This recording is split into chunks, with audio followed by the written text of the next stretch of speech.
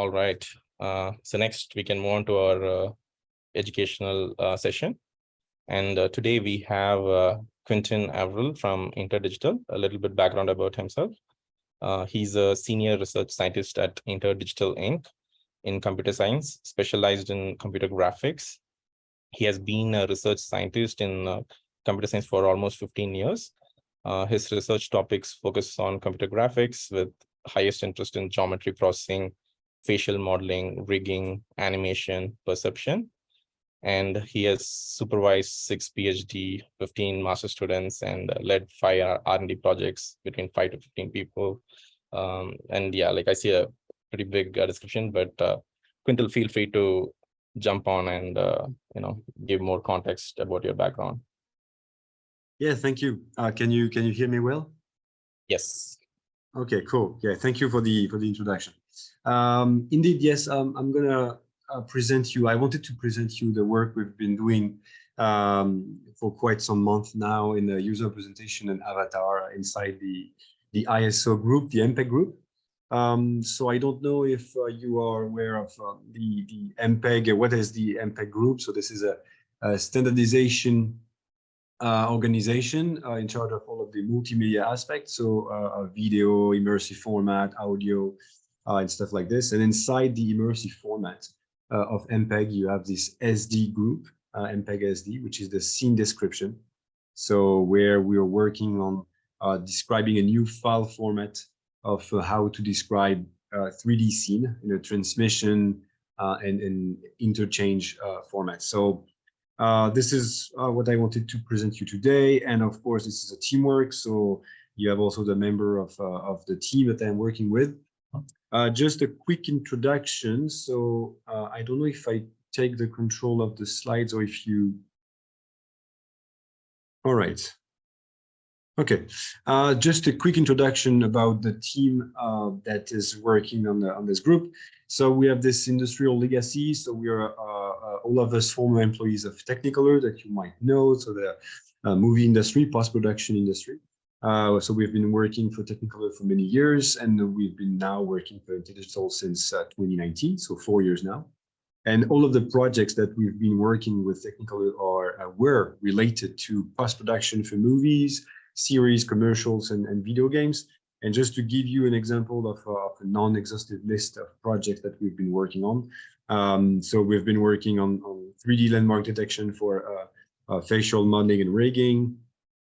We've been working with the facial modeling department.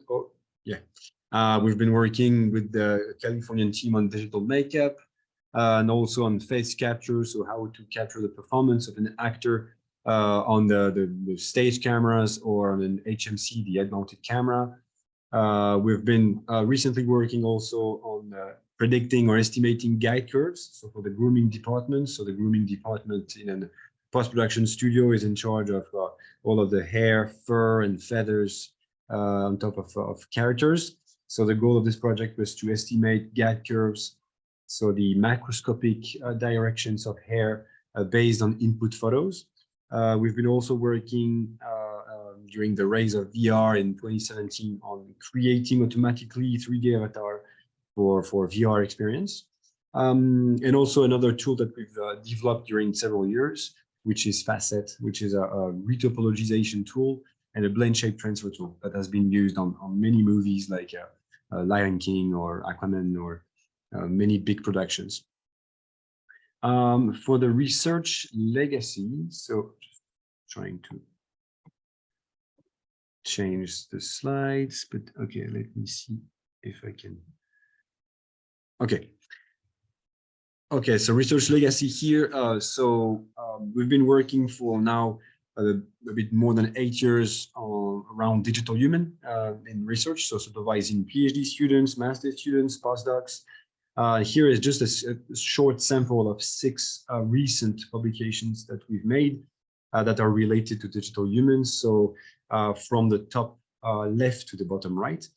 The first one was on automatically creating a facial rig for avatar experience, so VR experience that's been published in the IEEE VR 2019. Then we've studied the impact of this stylization of avatar. So meaning that if you want to go in an XR experience and if you want to be an ogre or alien or a troll or whatever, but you still want to be recognized by the people that know you, your friends, your family, how much you can personalize, how much you can stylize your face to still be recognized and stylized. So that was the purpose of this study that has been published in the ACM Symposium on Applied Perception.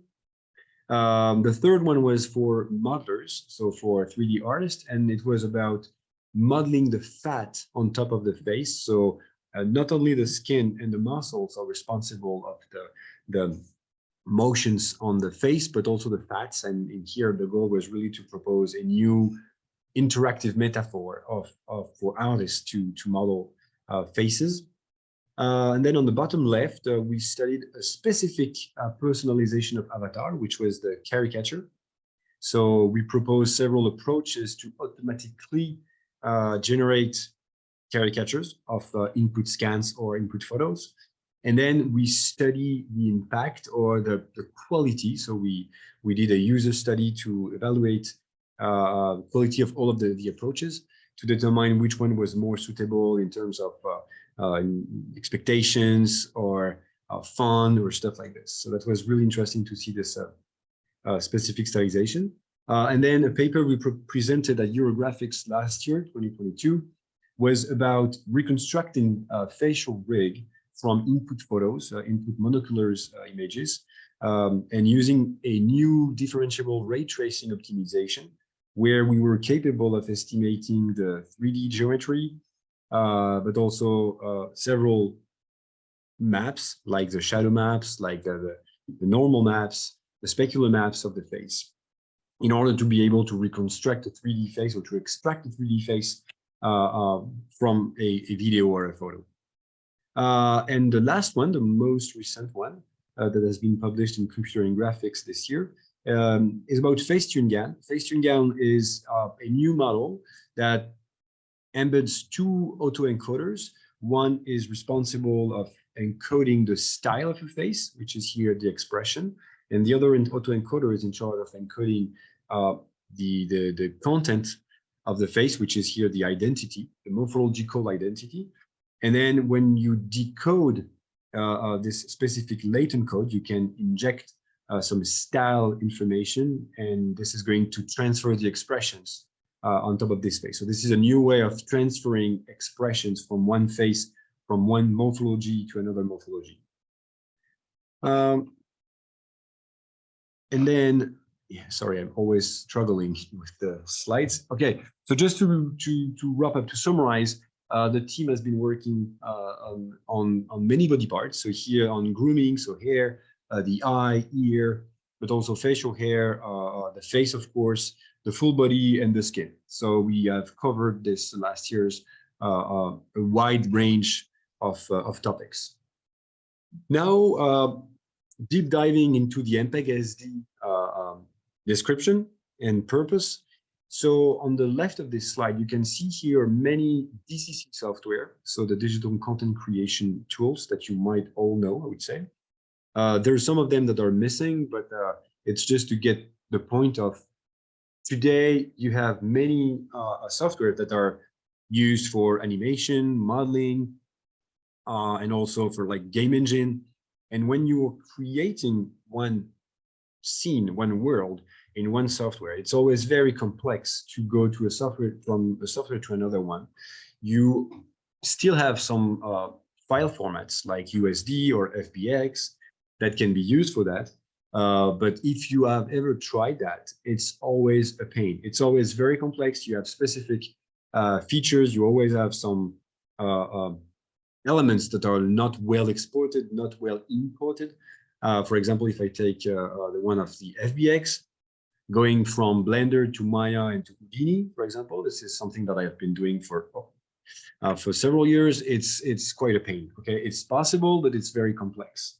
So that's the reason of the creation of MPEG-I SD, is to propose this authoring interchange format that is compatible with everyone, because, for example, SBX is Autodesk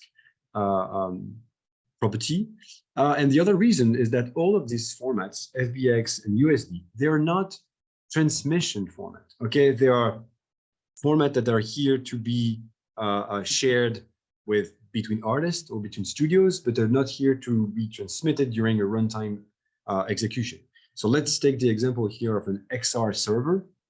Let's say this is an AR application, okay? And the AR application, you have several worlds with many 3D assets, and they need to be run on several applications, okay? You have mobile, you have tablets, you have AR glasses, whatever. In this case, FBX and USD cannot be used for that, but GLTF can be used for that. So GLTF is a specific file format, which is made for being transmitted because it's a compact file, compact size. It proposes several LOD, and it has an efficient processing and computational import too. But there is nothing related here to many things like haptics, and GLTF is lacking a bit of lighting, interactivity. So that was like the departure, the starting point of MPEG-I SD, is because of all of this. So being able to share file formats between DCC software and also being able to have something to be transmitted during runtime applications. Okay. And then here you have a short timeline of several formats that have been proposed since 1995. So I'm sure you all know all of them, I would say, but it started with the OBJ, which is still running right now because it's a very useful way of representing geometry and materials and textures.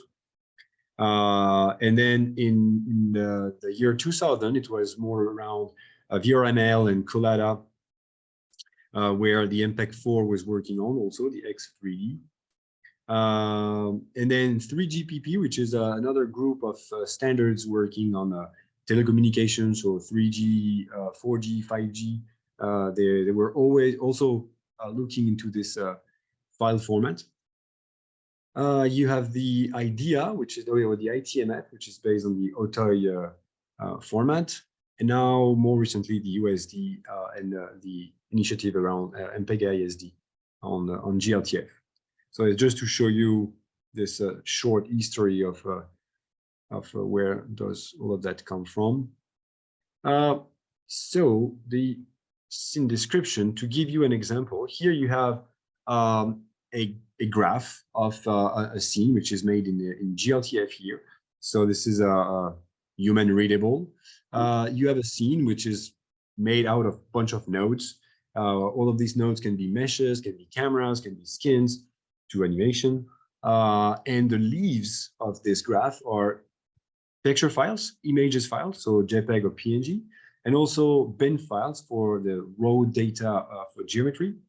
So to give you an example, if you want to have, for example, here, a basic scene where you have just a camera recorded by, a car recorded by a camera, the scene structure.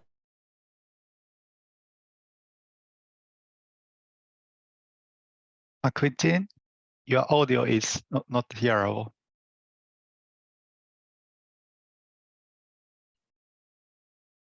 Yeah, Quentin, I'm not sure if you hear us. We lost your audio.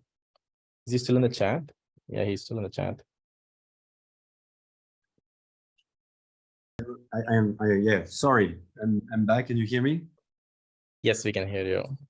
Okay, sorry, the Wi-Fi went down here in our office, and no idea why. So I am through the mobile now. So very sorry. No worries. If you want me to transition the slides, let me know. Or if it's easier to using your mobile, please go ahead. Okay, I'm going to request again the remote, the control. Let's see if it works. Okay. Just checking if it works again. Okay. Yeah, so to summarize the MPEG-I SD work, so it's based on here for transmission format. It's based on GLTF. The goal is to work on GLTF extension for timed media, for example, but also for AR anchors, interactivity, lighting, haptic, and the purpose of the call is, of course, avatar. Okay, because right now there is nothing related to avatar in GLTF and in either specific format.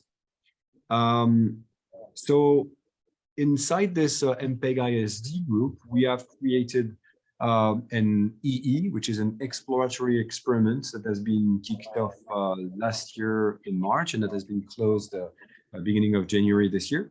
And the goal was to work on 3 different topics. So the visual representation of avatar, the user representation, the animation and tracking, of course, and also all of the interaction that could happen with a 3D scene, including collision and potential haptic feedback. So here you have 4 different use cases or possible scenarios that you have with a user representation, because it starts with just a basic camera. Just a basic camera with a collider can be seen as an avatar, okay? Because this is a way to go and to move and to evaluate through an environment, and the other people can see you, but you're nothing less more than just a camera. And then experience that you might all had is with this 2 floating hands with 1 head. So this is more like in HMD, in VR HMD, you see that. You can also be like just a 1 head, which is something that happens when you're having like a chat with a talking avatar.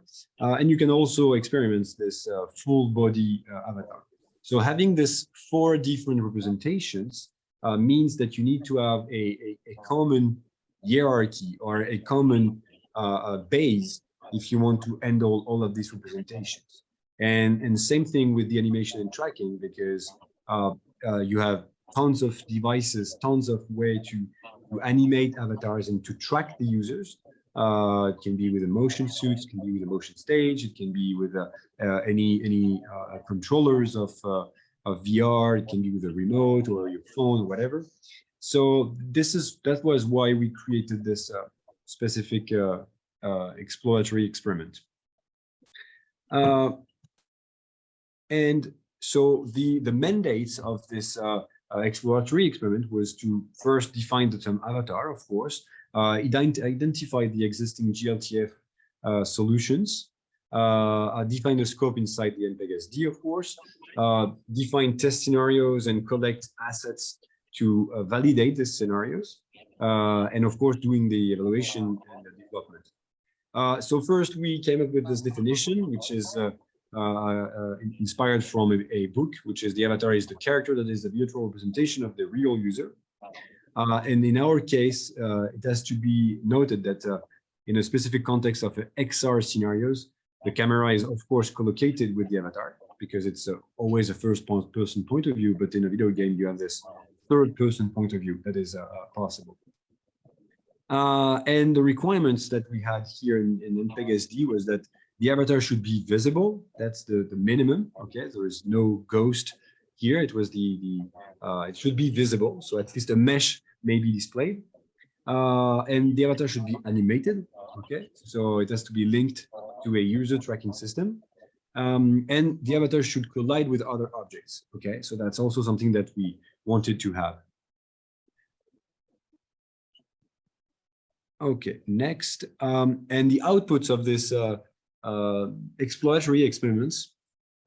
So first is that we have proposed several extensions on GLTF that are now being published in the Amendment 2. So for those who are not familiar with the standards, when you publish or when you propose a first specification of a standard, this is the first specification. And then when you modify, when you update this standard, you have to write amendments. Okay, so the Amendment 1 is updating the original specifications, and the Amendment 2 is updating the Amendment 1, which is updating the original specifications.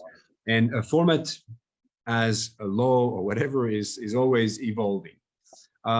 So we have proposed this GLTF extension on the GLTF node. So here you have an examples of this extension. So now you have this MPEG node avatar, where you have a Boolean value that is indicating if it's this node is an avatar, yes or no. Which is the type of avatar are you using? So this type is a URN. So a URN, for those who are not familiar with computer science, it's a unique identifier to point to a specific location. So here, for example, this is the MPEG-I SD 2023 avatar. And then you have the mappings, and the mappings is the link. Oh yeah, so that here, that's the definitions of this different attributes. And the mappings is the correspondence between the child nodes of this node avatar and the semantics. So the semantics is a table of semantics that we have defined all together inside this MPEG group. And I'm going to show that to you to the next slides. And mappings is always a pair between a path and a node. Okay, the path is giving you where this node is, or to which part of the body this node is referring to. For example, here you have an example with only 2 nodes. Okay, so the path is humanoid arms right hand. Okay, so you have all understood that this is for the right hand, and the other one is for left hand. And this is related to node 2. This one is related to node 3, okay, which are the children, which are going to be below. Okay, so this is just to link the avatar parts, if it's possible, to specific meshes part in the hierarchy. And this semantics table that I was referring to is, yeah, always takes time to change the slides. Ah, okay, no, it's going to be after that. And that's the, sorry, going too fast. Okay, it's the second, okay. Yeah, it's really long. When I click, I never know if it works. Okay, yeah, it takes sometimes. Okay, so that's the other output of this exploratory experiment. So let me introduce you to Morgan. So Morgan is the reference digital character of MPEG-I SD. So this is, it stands for MPEG Original Reference Geometric Avatar Neutral. This is a gender neutral character. It's not a he, it's not a she. It's made out of 86 blend shapes. So this is the way of animating faces, which are based on fax convention, naming convention. It has also 36 facial controllers. It's the geometry or the topology is 25,000 vertices organized in quads. It has eyes with pupils, with lenses. It has jaws with teeth and tongue, and all of the different maps, so that you can have look at albedo, the diffuse, the specular, normal maps. Everything is available in here for Morgan. And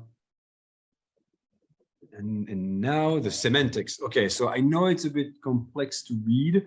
The goal is not to read everything, just to give you a sample and an idea of what we've been working on. So this semantics, the goal was to divide Morgan's body in semantic regions that can be then addressed in just using a label or a path. So that has been hierarchically defined. So you can have the front view and the back view of Morgan. It's still something in progress, okay? So it means that this is, the current version is like this, but Morgan is, the goal is that it has to be evolved. So maybe this year or next year, we'll have additional parts. For example, right now, we don't have the fingers, we have the hand, but this is something that we are going to add. So always you have like the name. I take from left to right the table, you have the name in the hierarchy, you have the color associated, which is in RGB, which is the definition of this color, number of vertices that is that are composed or composing this region, and then the vertex ID, because one, I would say, the strength of this model is that we have worked on organizing Morgan and organizing the mesh. So it means that if you crop the mesh, and if you only keep, for example,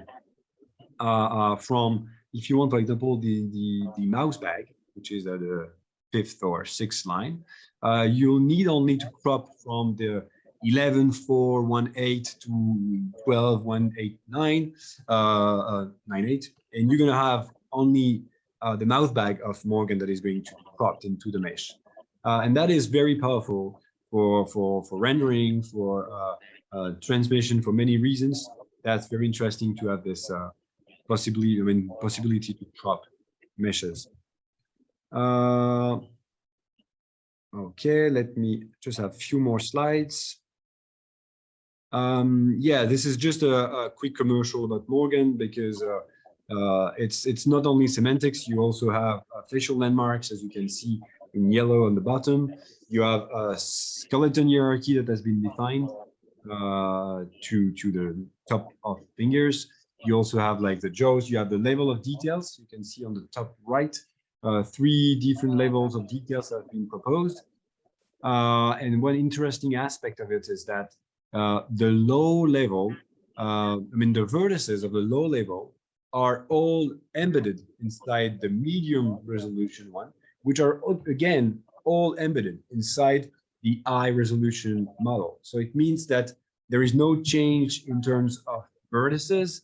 It's always just a vertices reduction that we're doing, but not on the positions. Which can also be interested for many hardware reasons and software. And next steps for the MPEG-I SD group inside this around the avatar topic is first that we are going to release as soon as possible the first version of Morgan, because everything is ready now. And the last meeting of MPEG was at the end of April, and we all agreed on sharing and making Morgan available. So for the MPEG people, which is public, but this is, you have to be member of MPEG, and this is going to be under the Creative Commons license. So the Creative Commons license, if you're not familiar, it's very open. It means that you can, it's royalty free. You don't need to pay any license. You can modify it, you can share it, you can use it for a commercial reason, but you need to cite, and you cannot complain against the creators. So MPEG, that's the Creative Commons license. And next meeting is going to be in Switzerland, in Geneva, mid-July.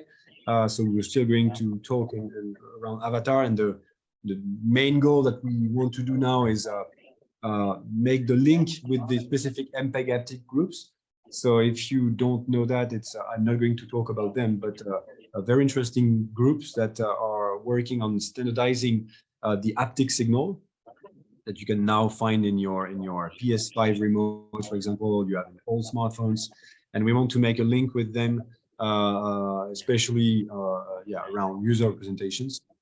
And there is a new work item that is going to be discussed at the next MPEG meeting in different working group. So this is going to be in working group 2, which is the working group for requirements. But the goal is to go into the working group 7, which is about 3D file format, to create a specific avatar file format and to see this avatar as a media. So that's another topic that I can talk to you about in another meeting. Thank you. I saw that there was questions, but I give you the mic, the chairman, if we have time for questions. I don't know. Awesome. Thank you, Quentin, for an education session on MPEG. I learned a lot of things today. So we do have questions in the chat. So the first one is from Aditya. So he's asking if Morgan being adapted by the Ziva or the Veta teams of Unity or the Meta teams of Unreal. Yeah, very interesting questions. Thank you. Yeah, no, not yet. Not yet, just for the simple reason that Ziva or Weta or Unity, they're not part of this MPEG group. So this is something that we would love to, but standards is not on their business. So they're not, sometimes they're, I would say, in the audience, so they're following the discussions, asking questions sometimes, but right now they're not inside the industrial group that is around Morgan, no.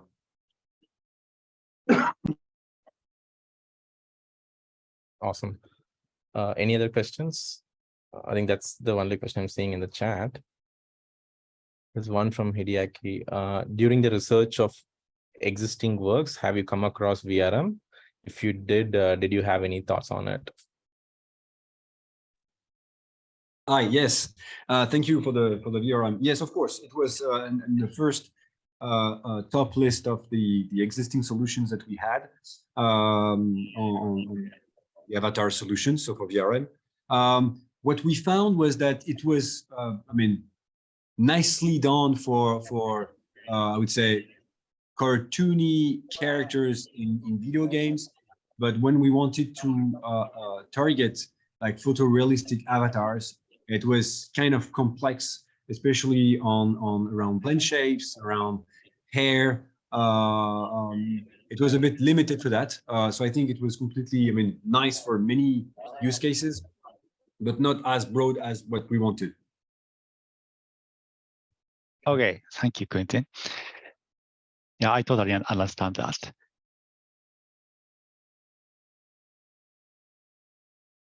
Great. Any other questions? Feel free to use the reaction feature to raise your hand and I can help you unmute you. Yeah. Yeah, one question I had was a lot of the example that you shared was based on a humanoid structure. But when we, try to meet a non-humanoid structure for an avatar, the same standards won't work. Has there been any thoughts or like conversation happening on that front? Yeah, very, very interesting question. Thank you. Yes, right now we are focusing on, so inside MPEG, it's the focus is about humanoid representation. We have talked about this non-humanoid representation, and we decided that right now it was out of scope, but in the next group, so next meeting, this is going to be discussed in the working group 7 of MPEG, because this is something that we need to take into account. Right now, it's only for humanoid. You're right, but this is a future. I mean, this is work in progress for the future. Okay. And these working groups, what is the process for like an outsider to get information from like what type of work they are doing, and is there a way to like for an outsider to participate? I don't know if I am the good person to ask that, but there is an official liaison with MSF, I guess. I know that some people that I was with at the last MPEG meeting are in the MSF group. They're not in this interoperable character group, but so there is an official liaison between MSF and MPEG. I can check and maybe send you an email after that, or share with the group, of course. I don't know who is the official liaison, but I'm sure there is one. Sure, yeah. Definitely that might be helpful. If you find information, yeah, feel free to share it to the group.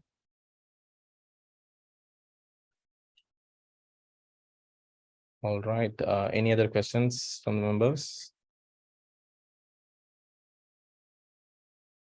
One more question I wanted to ask was, like, do you have any like live projects using your standards? Like what type of use cases are you seeing that is leveraging your current work outputs? Yeah, that's a good question.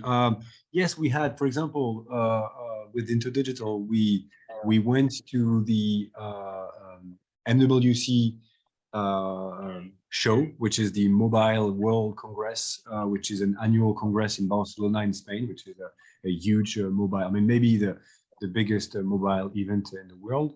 And we went there, we had quite an interesting booth where we had several demos, and I was showing a demo where you can control an avatar only based on your webcam. So it was a full body tracking, and we were tracking on the demo. We were showing that we were tracking the face, so it was markerless. So no device, no markers on the skin, or no any HMD or any HMC. And people were just going through the alley and just trying to control the avatar, and then you had a big screen where you were capable of controlling inside Unity. So it's completely compatible with Unity, and it was tracking your facial pose and your facial expressions. So that was just to show a new way of doing some communication apps or communication means, and everything was based on Morgan. Yes. Amazing. Yeah, thank you for sharing that. And yeah, like definitely feel free to share any links in the chat that the members can use to follow on updates from your group. Yes, sure. Thank you. Thank you very much. Awesome. Yeah, thanks very much for your time, Quentin. Today's super informative. Like, you know, personally, I was introduced to MPEG from your presentation today, so thank you for that. And definitely we'll look forward for all the updates from your team.